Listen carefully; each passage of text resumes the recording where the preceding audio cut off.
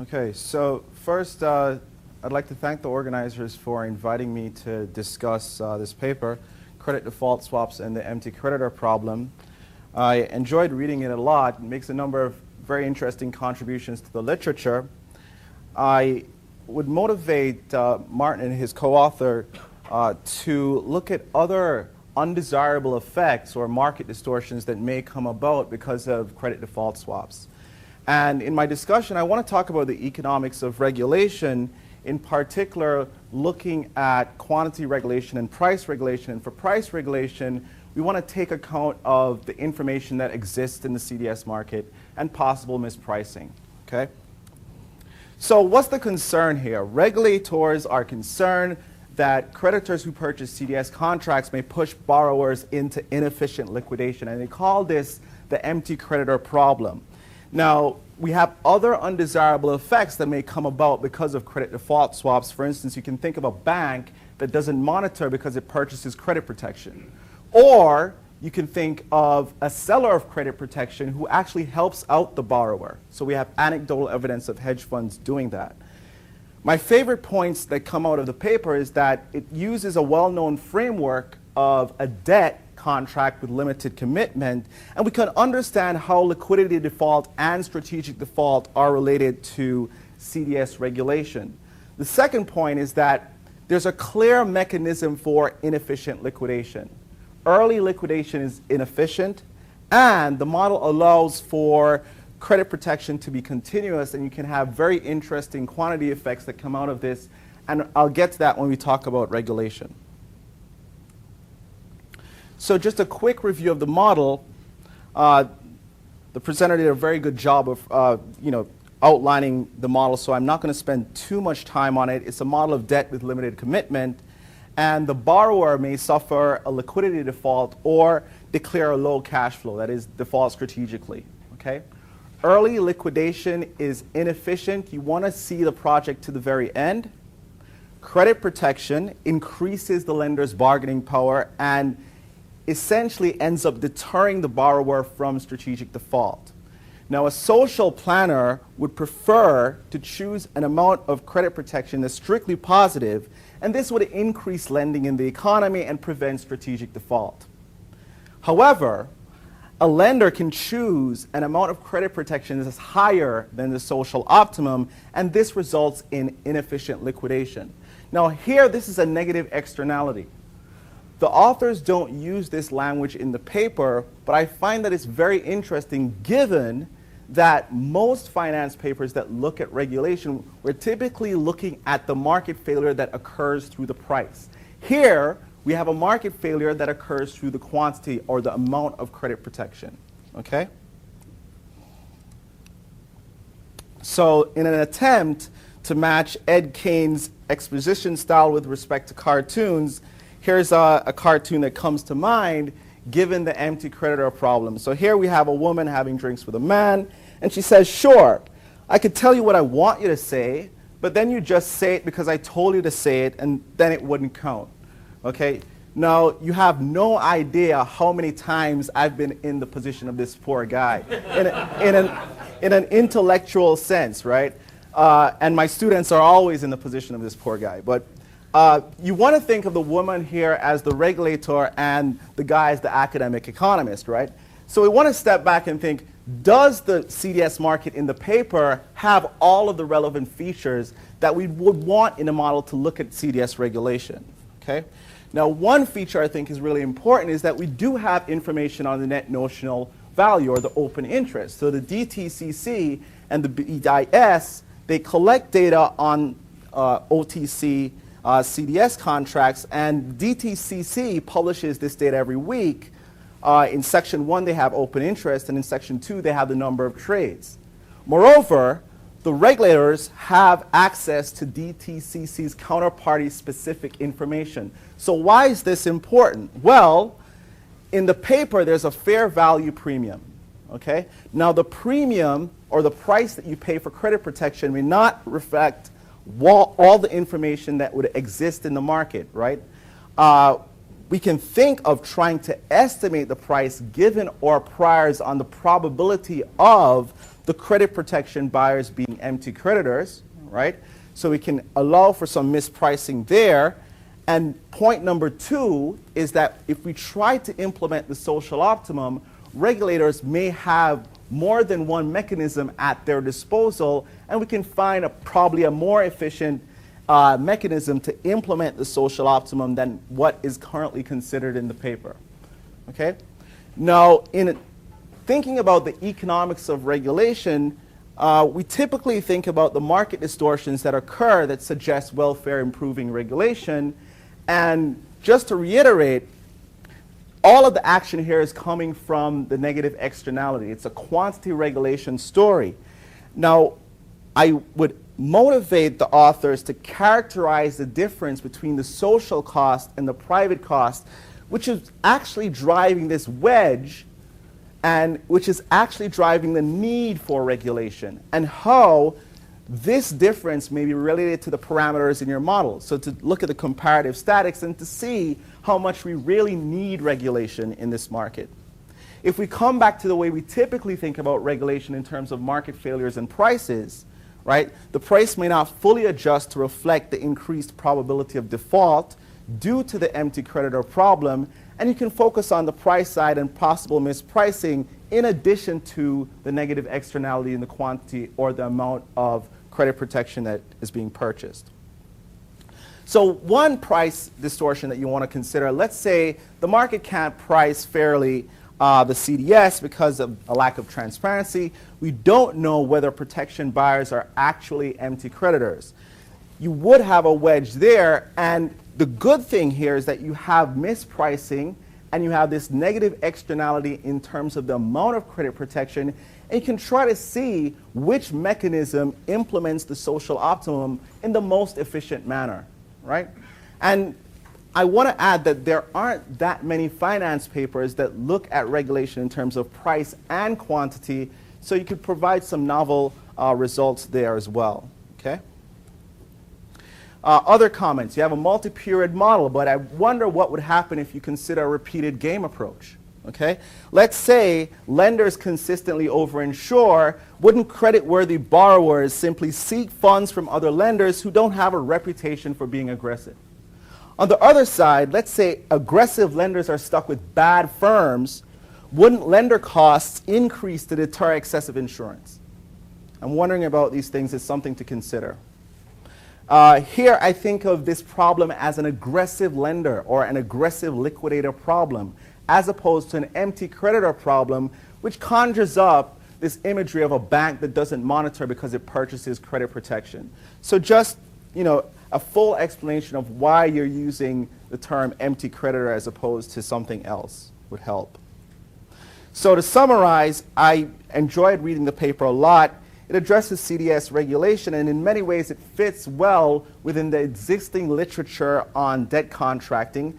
There's a clear focus on the negative externality, but it seems as there is too much, seems as if there is too much of a focus on this negative externality or the empty creditor problem, and not as much on a potential price distortion or mispricing and other mechanisms that can be used to implement the social optimum. Okay? So one other suggestion, let's say regulators can tax empty creditors if the regulators observe counterparty-specific positions. So we know that the regulators have access to this information.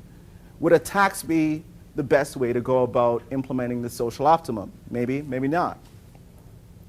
And finally, the project, I think, can benefit from a repeated games approach in terms of seeing whether lenders and borrowers being typed actually would change your results or add to the interpretation of the empty creditor problem.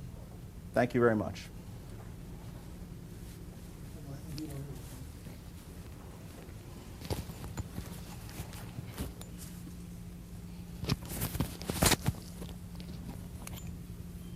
Okay, let me just thank Craig. I think these are excellent comments. I'll be straightforward. The mechanism design problem about what optimal regulation would be here is a tricky one, and we have some ideas that are discussed at the end of the paper, but clearly we have not fully solved that problem, and I think that's a really good direction that you are encouraging us to go.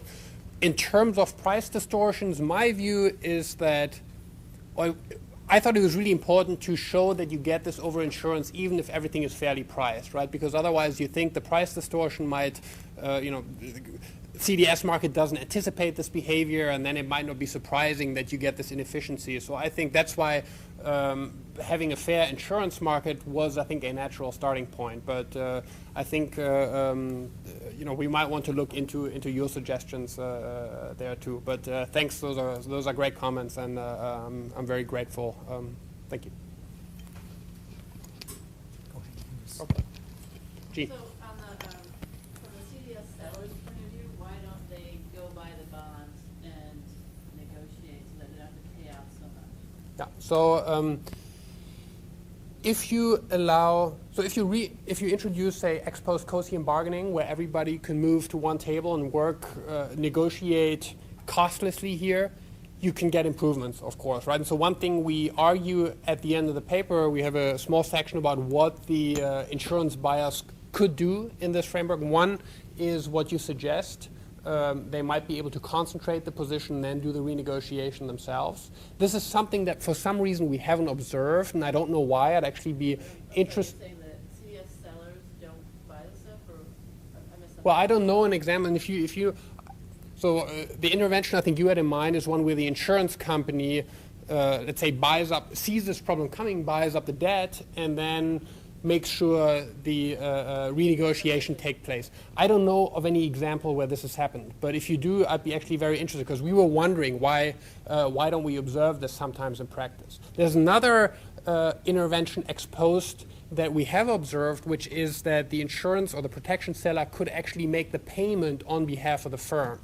And there was this, the one example that was in the Wall Street Journal and discussed in other places too was this company Amherst, Texas brokerage, that had sold a bunch of credit protection knowing actually that there wasn't a lot of principal left to be repaid, and they made sure directly kind of subsidized this payment so that they never had to pay out on this credit protection. So that we've seen, but the buying up, and there might be, my guess is, it is either insurance companies just haven't been aggressive enough in doing this, or there are other transactions costs. It might be difficult to locate these positions or something like that. But that's something where we actually don't know why insurance companies aren't more aggressive here. So I don't know to call them insurance companies, but I think part of it is that in your model you're thinking you're doing everything you can to avoid Chapter 11, and that's where the costs come.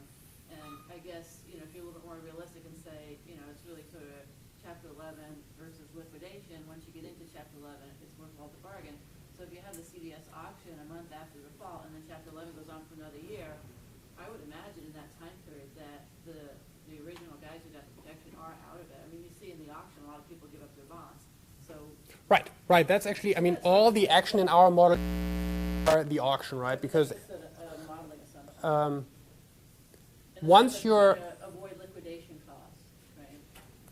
right, so the modeling assumption, right. So the modeling assumption here is that if you can, you want to avoid Chapter 11. This might be an assumption that is more or less realistic depending on what type of industry and what type of firm you look at.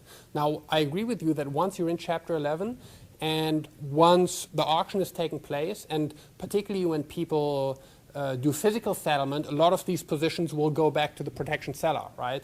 And also at that point, we have a footnote somewhere in the paper where we discuss this. There has been in the law literature, I think, too much focus, in my view, on distortions of CDS in the Chapter 11 process. And it's not clear to me that they remain, because usually after 28 days, the auction is taking place, and then bygones should be bygones for it. So I agree with you on that point.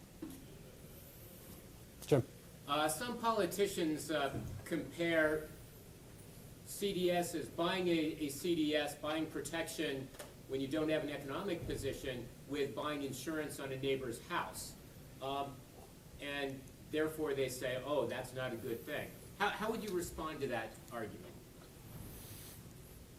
I would liken it more to buying more than full insurance on your own house, because here you have to own the bond in order to burn down the company, right?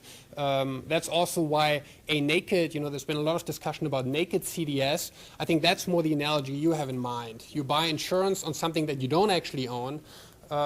In our model, naked CDS holders don't cause any inefficiencies. Now, we can argue about whether they do or not in practice, but in terms of our model, actually all the inefficiencies only come from people who own both the bond and the CDS, because you need the bond to be able to exert control here. Right? Yeah, so what's your opinion on the naked CDSs outside of your model?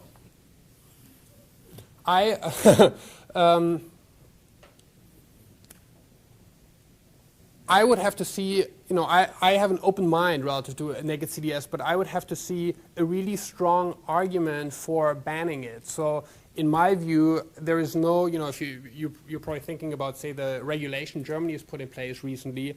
My view is that no one has come up with a compelling case why this is actually a major problem. And so I think I'm not in support of these regulations that have been put in place. Now, if someone shows me a really good argument, I'd be open to change my mind, but I haven't seen that.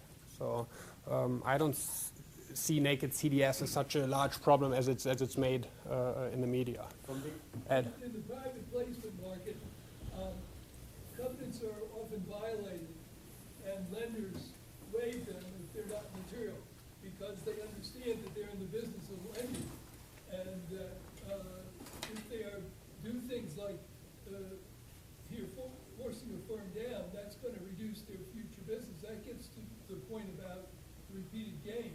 If the lenders are only lending once to one firm, their incentives are much more opportunistic than if they are in a business that goes on, and when people will censure them and penalize them for this kind of behavior. So maybe you don't need regulation. Yeah, I fully can't say whether we do or don't. You would have to model the repeater game and see whether you can completely alleviate this in a repeated setting. But yeah. That would be all you have to put in there: franchise value for having a good reputation and lending, and how much future business you would lose from opportunistically running one or two firms into the ground. From the perspective of the empty creditor problem, would it be fair to say that the regulation should be that all CDSs should be taken? No, because I've tried to highlight also the positive effect of owning the CDS and the bond, right? So that's essentially, that's the tension we want to show in this paper, right? That in some cases, this is actually something we want, because it shifts bargaining power to the creditor. You get more investment going, you get less strategic default. Only in some cases do we observe this overinsurance. So I would not support a policy that would say we should only have naked CDS, right? So, but that's why it's hard, we were talking about, the discussant talked about regulation. That's why it's hard to come up with, a simple regulation that will fix this problem, because you want to keep the positive side, but rule out the cases where this is actually rent extraction. So in the interest of time, we'll just take one last question. Okay. Ingo or whoever. Well, I had something that was very similar in spirit, I think, to what Gene was asking about, namely the specifics of how the process works for the CDS contracts, particularly the fact that kind of the payment that you'll receive is set at auction and before any bankruptcy workout and whatnot. And I don't know whether this is kind of whether this is possible in practice, but it seems to be that there might be a tactical option for the company to basically generate a high recovery rate trigger event by kind of tactically delaying coupon payments on eligible securities. I mean, there are all sorts of thresholds in there and grace periods and all that. But you could imagine that you pull this off, trigger a CDS event, and then before auction, you make it known that that was kind of a tactical move or whatever when the credit event has been called. that then would drive up the recovery rate at auction and basically destroy the game of those holdout investors. I don't know whether this is going to work out in practice that way, but what I'm saying is that the fact that the CDS payment is being set at auction may influence your results quite a bit if you were able to allow for that. Yeah. You can think of our L, which we normalize to 0, as that payoff, right? That's kind of, and it could be random, and they just take into account the expected value because everything's risk neutral. If somebody can influence that, as you, and that might be a reasonable assumption, I think then you are right. Then I think a lot more stuff could happen, and we haven't really explored that. And I think that's actually a very interesting suggestion you make. So. Well, let's dive us deeper into this.